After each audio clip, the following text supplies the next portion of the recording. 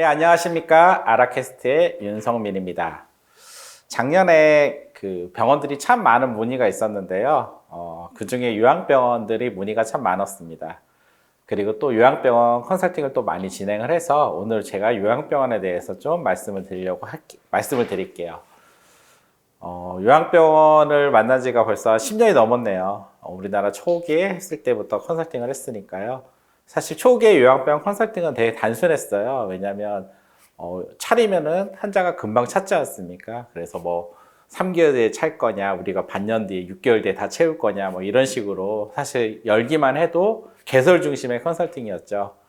근데 제가 점점 이게 어려워지더니 제가 한 7, 8년 전부터는 이제 병원을 열고 뭔가 시스템이 잘 안 돼 있으면은 요양병원이 운영하기 조금 더 오래 걸리고 채우는데 오래 걸리고 그리고 계속 문제가 발생하고 그리고 불과 이제 3, 4년 전에는 제대로 되어 있지 않으면은 요양병원 운영이 점점 어려워지고 있는 형태로 가고 있습니다. 당연하겠죠. 지금 이제 1,400개가 넘었으니까 경쟁을 해야 되고 거기에서 또 소비자들은 선택할 폭들이 많아졌고 결국 품질이 떨어지는 병원은 이제 더 이상 뭐 생존하기가 어려운 부분도 있습니다. 네, 그렇다면 이제 작년에도 이제 개원하고 5개월밖에 안 됐는데 가봤더니 병상률을 30%밖에 못 채우고 있어요. 근데 이제 저한테 컨설팅을 의뢰한 거는 30%밖에 못 채우는데 이제 서비스가 좀 개선돼야 되지 않냐 이렇게 문의를 주셨어요. 그러면 좀 더 나아지지 않을까. 그래서 요양병원에 대해서 여러분들이 어떠한 매출을 올리거나 그리고 이제 시스템을 만드는 거에 대해서 제가 오늘 좀 전반적인 얘기를 같이 해볼까 해요. 일단 요양병원은 초반에 이제 개원을 하고 수익을 빨리 만들 수 있는 방법은 당연히 마케팅을 하는 방법이겠죠.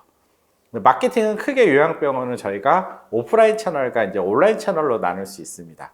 오프라인 채널은 가장 많이 하는 게 B2B죠. 종합병원에서 환자를 잘 받아오는 거죠. 그러다 보니까 뭐 종합병원 출신들 뭐 네트워크에 의해서 또 관계에 의해서 빨리빨리 진행하는 형태가 있습니다. 물론 이것도 지금은 경쟁이 너무 심해졌어요. 많은 병원들이 서로 받으려고 노력을 하지 않습니까? 그리고 또 한 채널은 이제 소비자가 온라인에서 요양병원을 검색해서 찾는 채널이에요. 매우 중요해지고 있습니다, 사실. 지금 최근에 저희가 작년에 개원한 병원들 그 매출을 올리는 비중도 그 균형을 맞추고 있어요. 오프라인과 온라인 채널을 어떻게 가져갈 건지, 그리고 내부 역량에 따라 어느 부분을 더 강화할 건지. 그렇게 해서 그쪽 부분을 소비자들한테 잘 노출시키는 어떤 전략, 마케팅을 실행하는 것들이 환자를 빨리 채우는데 되게 중요한 부분이겠죠. 그런데 그 이면에 더 중요한 우리가 이제 그 빙산의 일각이라고 하죠. 그 안에 수면 안에 쭉 있는 그 부분은 무엇일까요? 바로 환자들한테 어떤 요양병원을 우리가 줄 거냐라는 어떤 되게 본질적인 컨텐츠 부분이 있어요. 그래서 사실 제가 요양병원을 만나면 가장 중요시 여기는 게 관리자들이나 리더와 원장님들, 관리자들이 갖고 있는 역량을 올리는 작업입니다. 왜냐하면 요양병원만 해도 벌써 조직이고요. 시스템이 있지 않으면은 좋은 병원으로 만드는데 또 한계가 있고 그거를 결국 실행하는 것도 결국 다 리더와 관리자들입니다. 따라서 실제 요양병원에 여러분들이 품질을 만들기 위해서 중요하게 생각하는 것은 우리 병원에 다른 병원과 좀 더 어떤 차별화를 갖고 있고 어떤 서비스를 실행할 건지에 대해서 관리자들이 모여서 토론하고 만들고 하는 과정들이 필요해요. 그 과정들이 비전하고도 연결되어 있고 어떤 차별화 경쟁력하고도 연결되어 있습니다. 이런 과정들을 잘 만들었을 때 결국 요양병원이 다른 병원과 차별화할 수 있는 어떠한 그 경쟁력을 만들게 되죠. 제가 병원들을 가보면요, 실제 요양병원들이 갖고 있는 어떤 차별화 콘텐츠가 거의 없어요. 네, 대부분 다 똑같습니다. 왜냐하면 우리가 포괄수까지 하지 않습니까? 그러다 보니까 서비스를 실행할 수 있는 폭도 좁고요, 차별화된 전략을 만들어 오는 폭도 되게 좁습니다. 하지만 그럴수록 좀 더 다른 무언가를 찾아야 되겠죠. 작년에 제가 생각한 일대로 고객 접점에서 간호부장, 뭐 진료과 다 만나는데 프로세스가 막 서로 엉망이라서 갈등 때문에 이렇게 다투고 있더라고요. 그래가지고 제가 얘기한 적이 있어요. 실제 소비자가 지금 이 접점에서 어떤 생각이겠냐, 보호자가. 부모를 맡기고 지금 코로나 때문에 병실도 한번 못 가보고 자기 부모님을 요양병원에 맡기고 나가는 순간에 그 보호자의 심정이 어떻겠냐라는 거죠. 그 심정을 안다면은 그 프로세스를 얼마나 우리가 신속하게 빨리 해결해 줘야 될지. 보호자 입장에서는 여긴 되게 전문적으로 잘 돼 있구나라는 게 첫 번째 느껴야 되지 않습니까? 그래야지 안정이 되죠.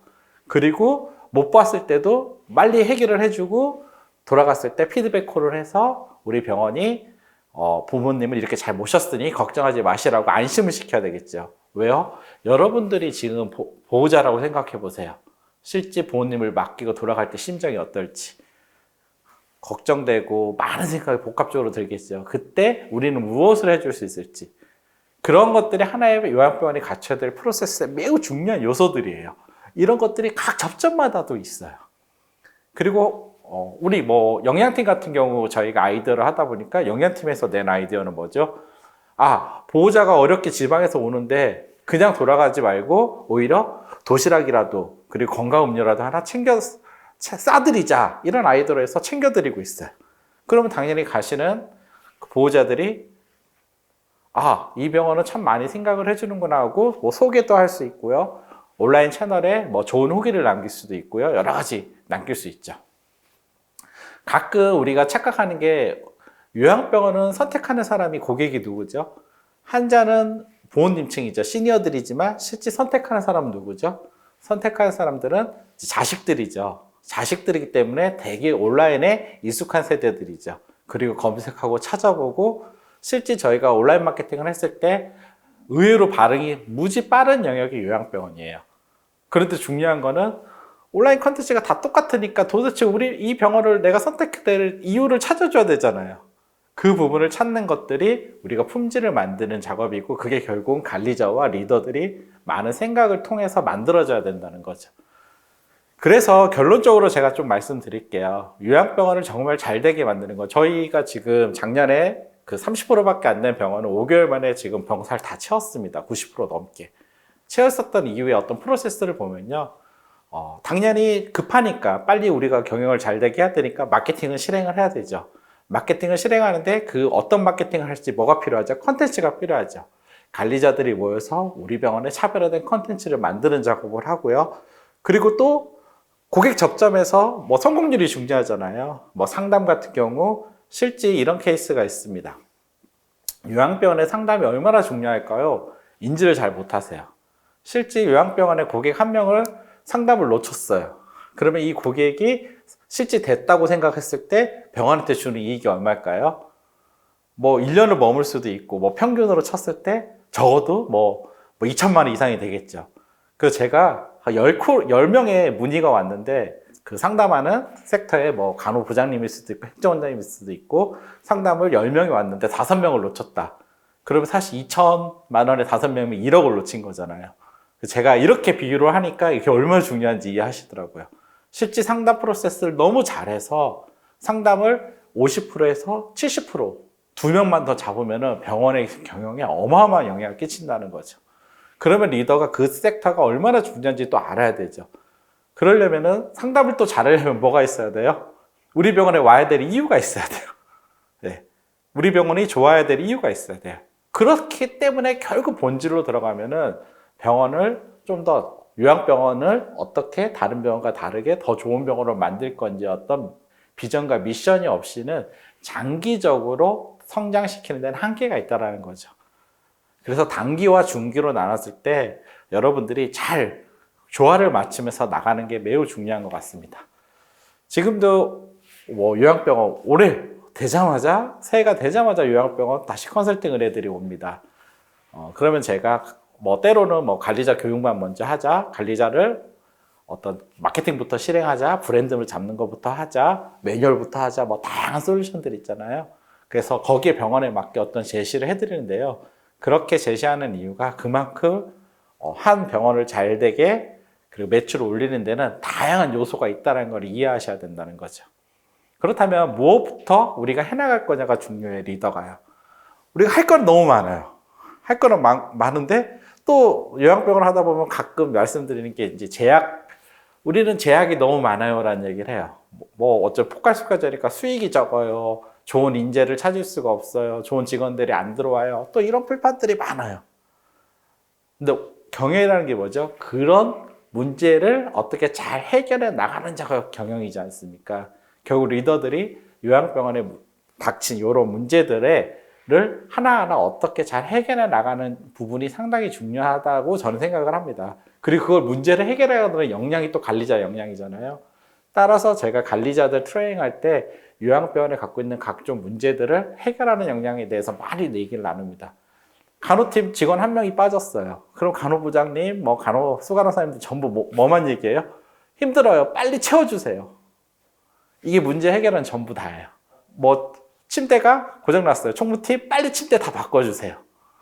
근데 사실 그거는 너무나 단순하게 문제를 해결하는 거지 않습니까? 그러면 간호 뽑아야 되지만 계속 이런 일이 반복되니 도대체 우리 간호팀은 어떻게 하면 좀 더 오래 일할 수 있고 어떤 직원을 뽑아야 되고 또 혹시 못 뽑혔을 때는 어떻게 우리가 운영을 해야 되고 다양한 방식의 문제를 해결하는 시야가 있어요.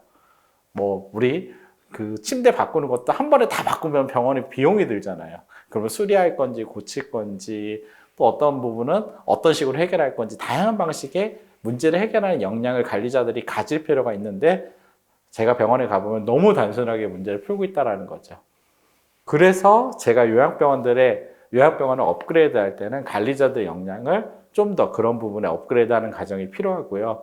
그리고 리더가 어떤 병원을 만들지 비전을 명확하게 만들고요.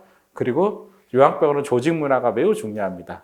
좀 더 환자를 어떻게 우리가 잘 케어할 건지에 대한 조직 문화를 만들고요.